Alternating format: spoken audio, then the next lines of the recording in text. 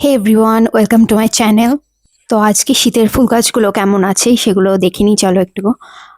তো প্রথমেই রয়েছে দিয়ান্থাস, এইগুলোর ফুল ফুটতে শুরু করেছে আর অনেক ফুল ফোটা হয়ে গেছে, তো ওই কুড়িগুলো ওই জন্য আমি তুলে ফেলে দিচ্ছি, কারণ না হলে অন্য ফুলগুলো জোর পাবে না। আর কিছু কিছু গাছে ফুল ফুটতে শুরু করে দিয়েছে অলরেডি। আর এখানে নিচে রয়েছে একটা ক্যালেন্ডুলা আর রয়েছে দুটো গ্যাজেনিয়া।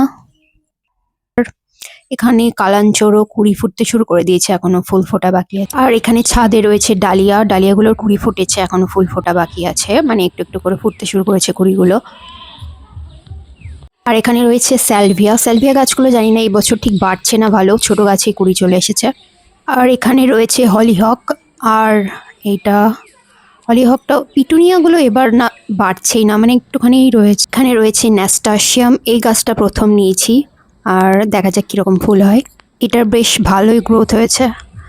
আর ওখানে রয়েছে আরেকটা ক্যালেন্ডুলা, আর এটা হচ্ছে স্টক। স্টক আমি কোনোবার নিইনি, এবার প্রথম নিয়েছি।